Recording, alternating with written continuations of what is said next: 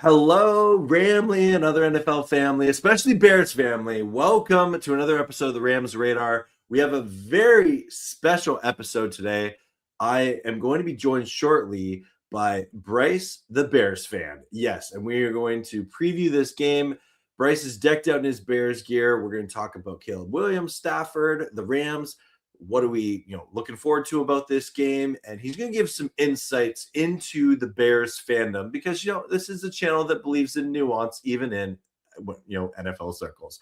So please welcome in the comments. So glad that he's here, Bryce the Bears Fan. How's it going, Bryce? I'm doing well. How are you doing, man? Dude, I'm stoked for this game. I know you've been a Bears fan for a long time, and you have watched some bad Bears football. Yes. And so let me just briefly start off with, how did you become a Bears fan, and what does this game mean to you and Bears fans? So I am a Bears fan for the only reason I think anybody should ever be a Bears fan, and that's I was born into it. I didn't have a choice. Yeah. So my mom's family is all from Chicagoland. My mom both went to school in Chicago, and that's where they met. And so my dad kind of had to become a Bears fan, and so I was inducted into that just by nature of being born into the family.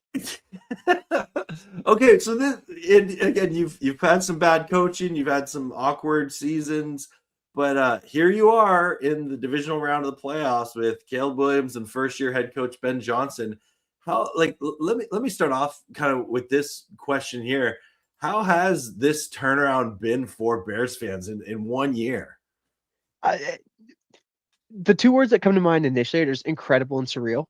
Yeah. Like even if we strip it down and we go back to the beginning of the season, right? There's all the hype and we're sitting there and Ben Johnson is the coach. I remember I was actually driving back from my buddy's bachelor party with another friend that's a diehard Lions fan sitting right next to me. And the notification comes to my phone that Ben Johnson was hired by the Chicago Bears. And so that was a fun experience to rub that in his face a little bit. And even coming off of that high, I went into the year saying, do you remember that Dan Campbell first Lions year? Yeah. Yeah. Like scrappy team. I think they were like 7-8 games, something like that. They went on a run to end the year, and it was like, there's hope, right? That's what I was thinking that this team was going to be. And just, good team, show some fight. You finish the season with 9 wins, you're happy. Yeah. Here we are with 11. And we're in the second round of the playoffs, and we just beat the Packers. Yeah. In the wild card round. And like even last year in week 6, I thought the Bears were one of the best teams in the league. They were 4-2. Like, yeah, it was a great start to the year. And I was sitting there thinking, I was like, man, like if this defense can get it together, if Caleb can actually put something together, and then of course, the Commanders game happens and the Hail Mary happens, and Tyreek Stevenson still hasn't recovered from that game. Like he has some decent flashes this year, but like you think about it, you had the blocked kick that lost them the game against the Packers last year, right? Which I still say, guy jumped off of the lineman, should have been a penalty, should have. But anyways, I digress. And then you have the clock running out in Detroit on Thanksgiving, right? That lost Eberflus's job, and then you lost the game on Thursday night when the Seahawks put up 6 points. Like. Do you remember that game, the 6-3 game that was just, it was awful. Now things are different. You start the season the opposite direction, where you lose to JJ McCarthy and then you lose by 30. Which one's worse? I honestly don't know. But the run game wasn't good. I was sitting there thinking, like, I was a Vrabel guy before the cycle began. I was like, maybe Vrabel, at least you know what you got. And I was thinking, lost at it, made the wrong decision again. Then they hit the bye week, and then the offensive line is mauling people, and then you got DeAndre Swift and Kyle Monangai running for 100 yards apiece on the Eagles, right? And so to be able to see all this come together, and Caleb starting to hit his stride, it's surreal. It really is just surreal. Like to if you had asked me where we would be right now, I would not say in the second round of the playoffs about to play the Rams. Wow. No, thanks for sharing it. I always love hearing, different NFL fans' experience, because the NFL it is a story, it is a narrative, and when you're a fan of a team, you're kind of part of that Yeah. story, and then there's kind of the grand story that all comes together. And right now, the Rams and the Bears story is kind of at a bit of an impasse here. So I guess what are your thoughts coming into this game? When you look at this Rams team and the Bears team, how do you think they match up? So the defense is obviously gonna be the question for the Bears, right? Hmm. Um, the biggest concern right off the bat for me on defense is anyone in the secondary not named Jalen Johnson Okay. up against the Rams receivers. Like Jalen's been burned. Like first off, Kyler Gordon and Jalen Johnson are the two best players on this Bears defense. They're Okay. both playing hurt, and it shows. Hmm. I'm not worried about Jalen Johnson this week because he's been getting burned, which sucks. But Devontae Adams and Puka, they don't win on speed, Yeah. right? Like Christian Watson's going to burn you. Puka is fast, but he's not beating you with his speed. And so I think Jalen will be able to hold his own a bit better against them than he would against, like, you're not going to have him against like Xavier Smith or anything like that. Okay. Yeah. What terrifies me is whoever's not being covered by Jalen up against anybody else. Like I looked at the depth chart. Nashawn Wright is the other starter, Yeah. but he's trade eggs 2.0, right? Where like it's actually changed my team building philosophy a lot this year. Okay. Where I hated those guys. Like I hated Deron Bland as a player. I hated Trey Diggs as a player. Like those are not my guys that I want as an archetype. Yeah. But if he's your fourth corner, if he's your third corner, you live with that. Yeah. Because your third or fourth corners, he's going to get beat. He's going to get burned. It's going to happen. But if he can also get a pick, force a fumble that swings the course of an entire game, you live with it, Yeah. right? And so, like, that's a little aside there, but like, yeah, you got Nashawn Wright, Jalen Jones, and Terrell Smith, and I liked Tyreek Stevenson in spots this year, but I don't know if you saw that clip that they showed on the broadcast in the Packer game where Jordan Love's scrambling for first down and he's just kind of jogging in crunch time.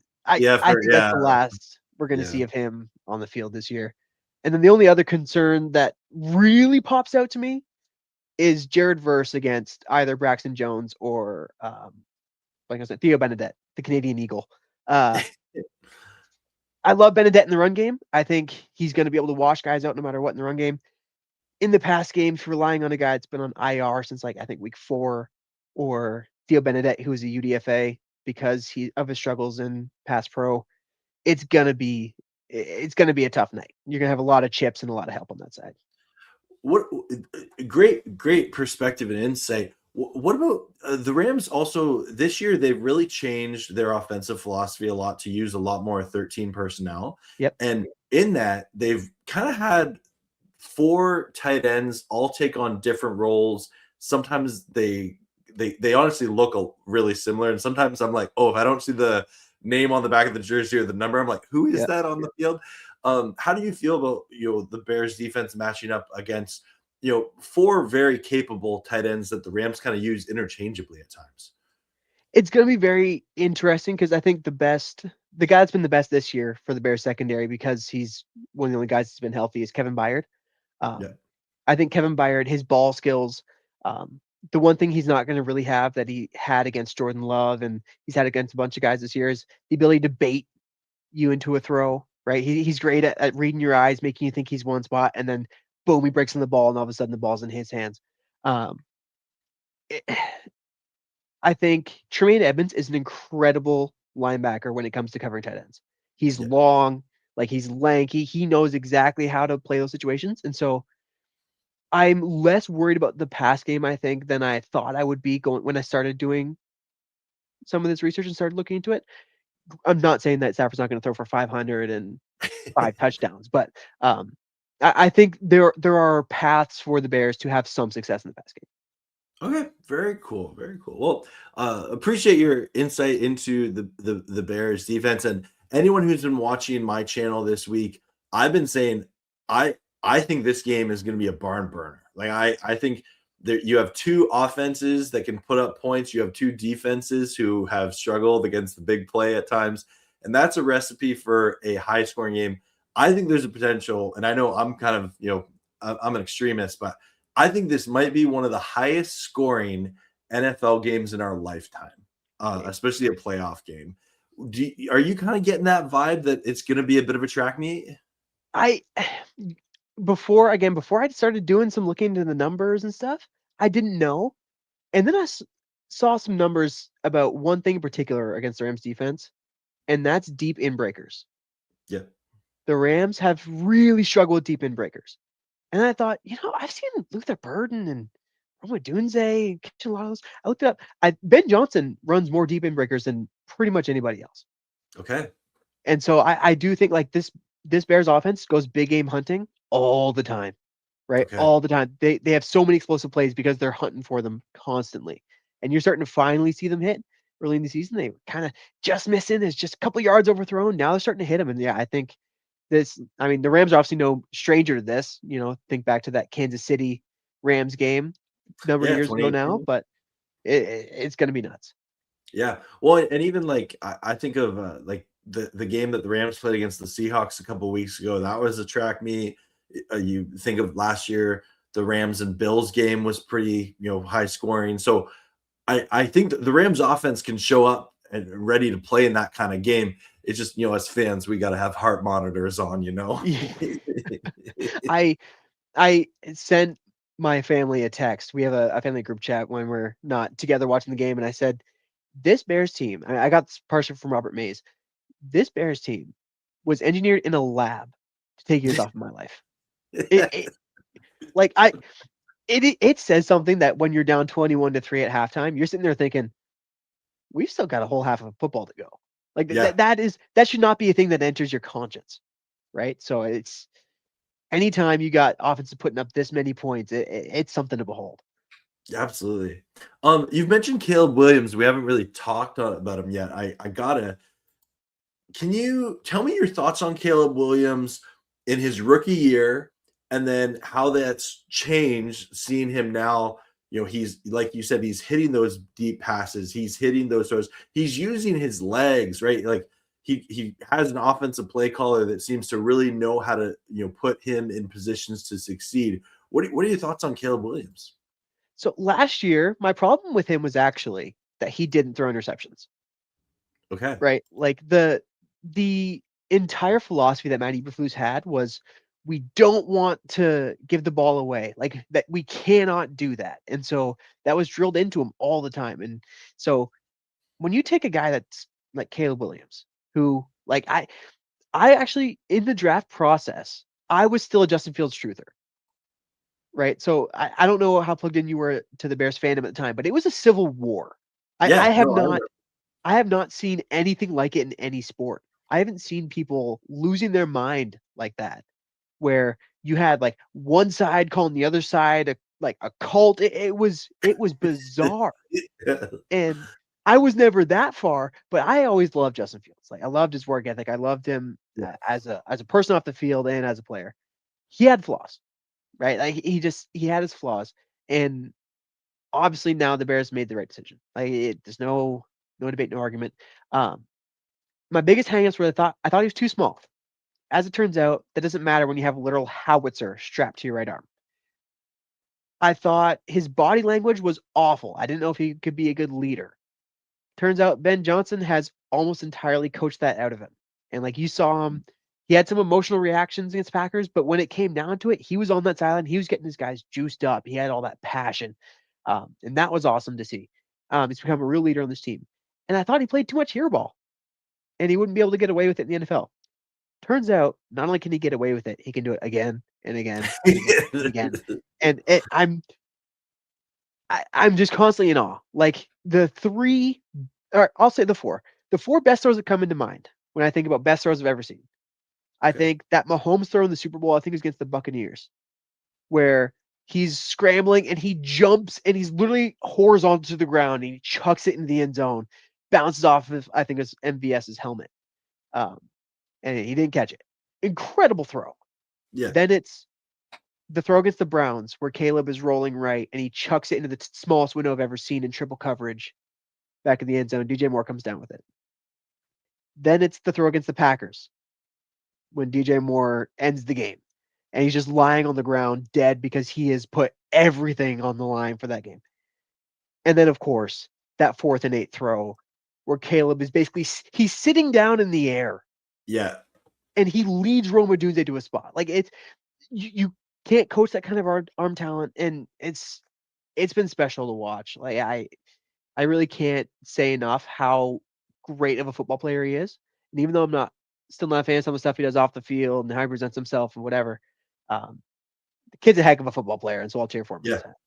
Yeah. No, hey, and it's you watch him on Sunday. Who cares what he does the rest of the week? Right? Exactly.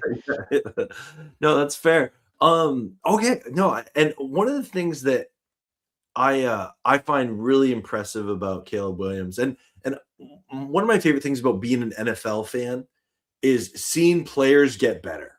Yeah. And I think for Caleb Williams in his rookie year, the athleticism, the ability to make some crazy throws, that was all there. But what you're seeing is him going through his progressions, him being able to extend the play and being able to make those clutch throws when his team needs them to, right, in the fourth quarter. And it's cool to see a second-year quarterback who had a rough rookie year, right? Like he got drafted, his coach got fired. It did not go well. The guy that got drafted right beside him made it to the NFC Championship game, right? Like it was a tough first year for Caleb Williams. But I love seeing players get better and especially at the quarterback position because it's so prominent, right? And it's the hardest position to play in all pro sports.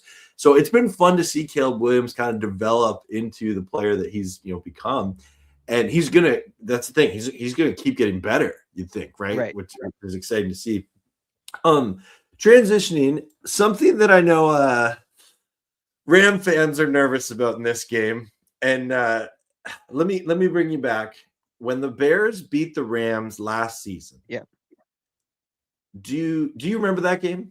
I do remember, but I actually have the recap of it pulled up here as well. Yeah. So let me just start by saying this. On my channel, when the Rams lose, my reaction videos get way more views. And I think it's like the second highest viewed video on my channel is my reaction to that loss. And a good chunk, like a good probably 3 minutes of it is me just complaining about my least favorite player on the Bears, Tory Taylor. I love Tory Taylor. I know you do because you're a Bears fan. But Tory Taylor, he literally put on a punting clinic that day against the Rams. And that the Rams, they were banged up at the time, and there's a lot of caveats to that for sure. But like I think there was like 5 times he pinned them inside the 5, or not 5, 3 times he pinned them inside the 5. And just the Rams could not win that field possession battle. Now, this Bears team under Ben Johnson, they don't seem to play that game as much that Eberflus wanted to play. But is Tory Taylor still a weapon for the Bears? So I love him. The crocodile punter, right? He hates the nickname. I think it's absolutely incredible. I lived in Iowa for 4 years, so like while he was in college there and everything when he got drafted to the Bears. So that was a really cool experience for me. And so I'll always have that special place for him in my heart. The Bears, their defense does not have the personnel that Dennis Allen needs or wants. Okay. Is my takeaway. And as a result, they can't stop anybody. And so if they're going to punt, they need to know we need like inside the 10, inside the 5 every time. And Tory Taylor's had a bit of an off year. I don't know what it is. Okay. He just hasn't been the weapon that he was last year at times. And so that's been a little bit frustrating. I'm sure that plays partially into the fourth down. Would you say is special teams a liability for the Bears? Because it's definitely a liability for the Rams. I do not think it's a liability. Okay. I think there are times where I'm sitting there and I'm watching him going, come on. But it seems like Tory Taylor, like if he needs it, he'll either shank it or he'll pin you at the 2. Like it seems to be one or the other. And the return game comes through when it matters. I mean, don't even start on their ability to get turnovers on special teams. Like that win against Packers in the regular season only happens because of an incredible onside kick by Cairo Santos and the ball bounces the right way and the Bears jump on it. So they play hard. they've been really banged up, and you see some of that in the special teams and stuff like that as well. Yeah, because like right now, I'm at a point with the Rams special teams where I just don't want them to mess it up Yep. because almost all of the Rams games that they've lost this year, you can attribute to a missed field goal, a bad punt coverage, right? Like against Seattle. And I'm just at a point now where like special teams don't try and do anything pretty, just be boring. Be boring, Rams special Yep. teams. That's kind of where I'm at. And so when I saw that the Rams were playing the Bears, I instantly had flashback nightmares to I think I'm really interested to see if Ben Johnson looks at the Rams' struggles on special teams and says, "Hey, let's put Luther Burden back on yeah. punts." Because Well, Luther you have Burden Duvernay, isn't he your punt returner? Duvernay is our kick returner. He doesn't Kicker. always return our punts. Okay. They like to switch it up. Sometimes they'll go Josh Blackwell back there and stuff like that. Okay. But I just think even if Burden doesn't quite have this straight line speed that Duvernay does, or even the experience in returning those kicks, he's electric. And every time he Okay. touches the ball, he's making somebody miss. And so I wonder if there might be a little something there, and Ben Johnson tries to throw a wrinkler too. Okay. Well, we could see it. What about I'm curious coming into this game. I feel like Ben Johnson has this kind of villain that like he's being painted kind of by the media. It's mostly Packers fans, let's be honest here. Yeah. But with Ben Johnson getting painted as kind of a villain, there was the awkward handshake with Matt LaFleur. Ram fans have gotten all over that because his brother Mike LaFleur is our Yep. offensive coordinator, and there's like that narrative.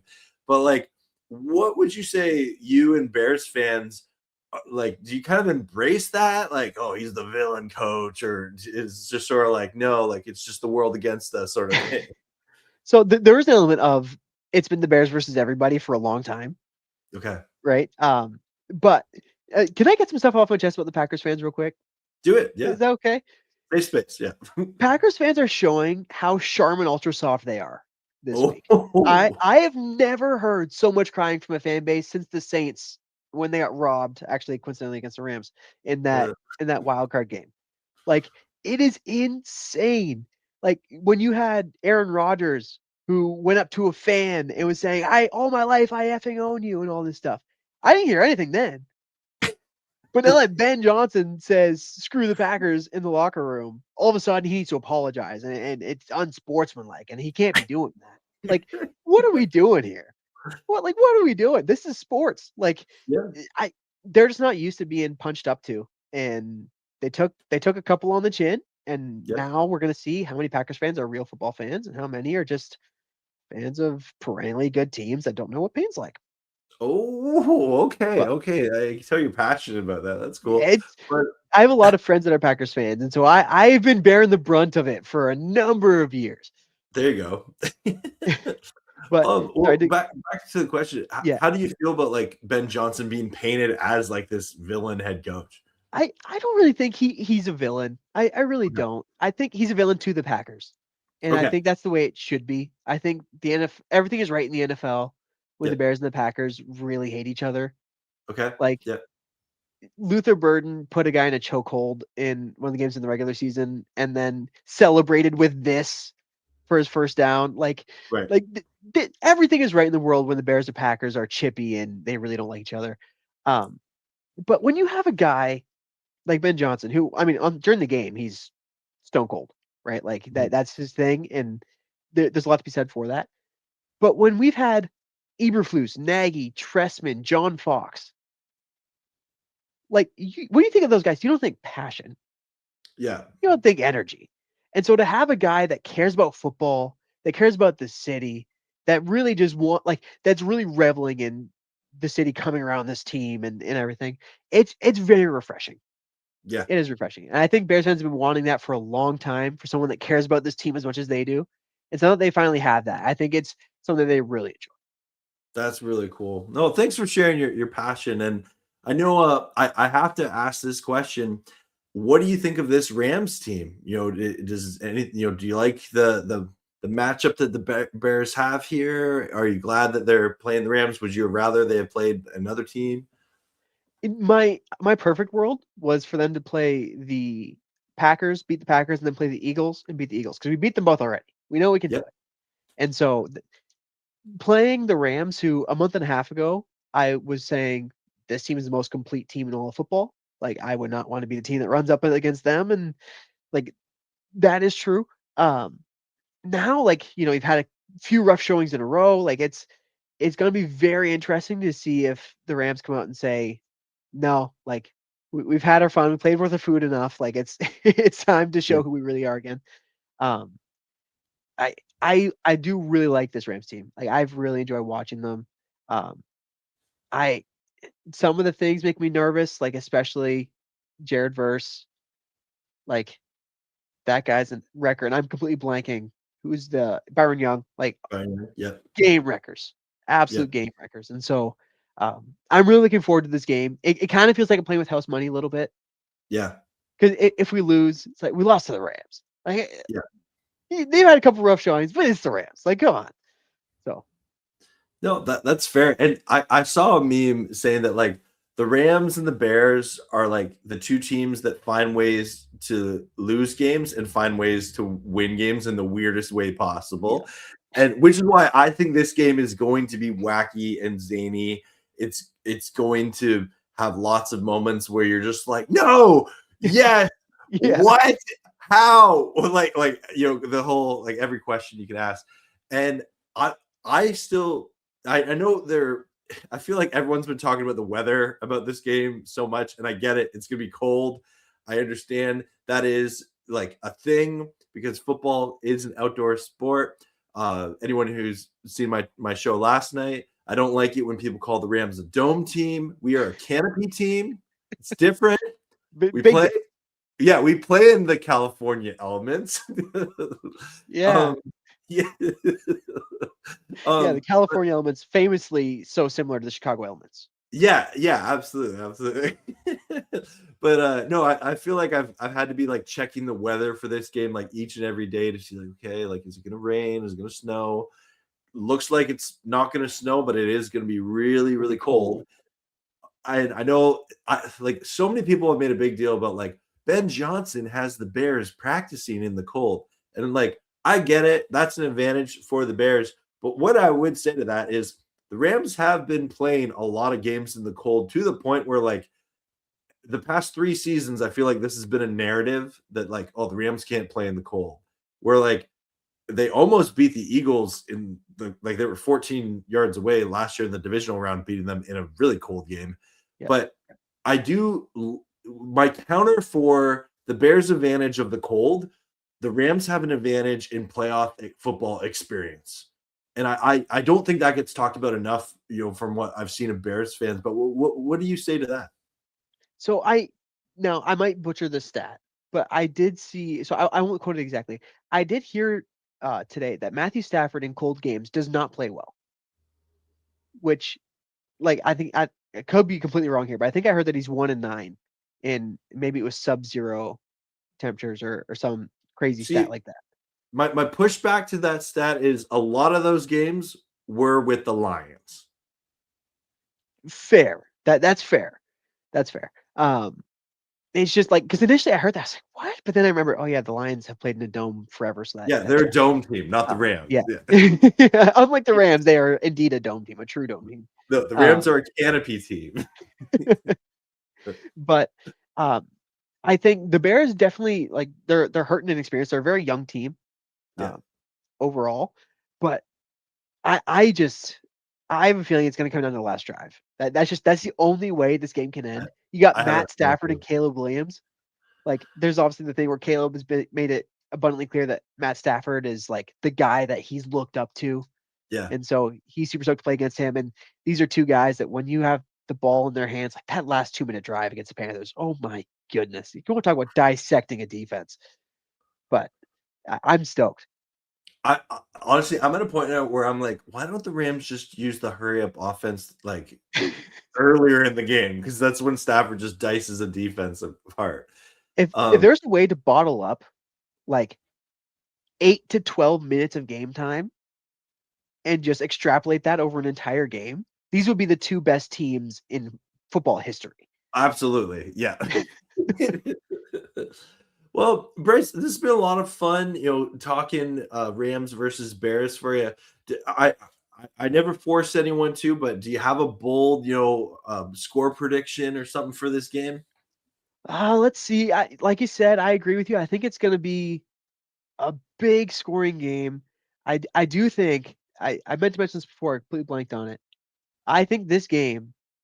I mean, of course, like I will pick the homer pick and say that the Bears will win because if I didn't, the content would be boring. Like, come on now. I think the Bears win. I'll say 35. I'll go 38-35. Okay. And I think it's going to be because Kyron Williams fumbles Oh, calm on the down. last We drive need of the to talk game. about the running backs for our two teams here. Yeah, I mean that's a good point. I mean we can if you want to, but um I because he's had some ball security issues, and this team, like Deshaun Wright, I've never seen someone since Charles Tillman punch at that ball like he does. So like I wouldn't be surprised if that ball hits the ground and Caleb gets See, him into it's field goal funny, I range. think the same thing though, because like Nate Landman for the Rams, he's been really good at punching the Yep. ball out, and it's been a couple games since he's done it. So maybe just the Rams and Bears fumble the whole night away. Maybe we see 3 fumbles in a row and we Yeah, just both leave feeling sad. yeah. So you're saying Bears win Thir- 38. Bears win 38-35. Okay, cool. I'm sticking with my prediction I made on first down Rams last night. 45-41 Rams win. I mean, it's like I said, I'm playing with house money at this point. Like, if we lose here, we're like 2 years ahead of schedule. And so, Yeah. you Okay. see, like, like I said, I thought we were gonna be a 9-win team, not going into the divisional round of the playoffs against the Rams. Which the NFC West, by the way, needs to be studied because this is. Oh man.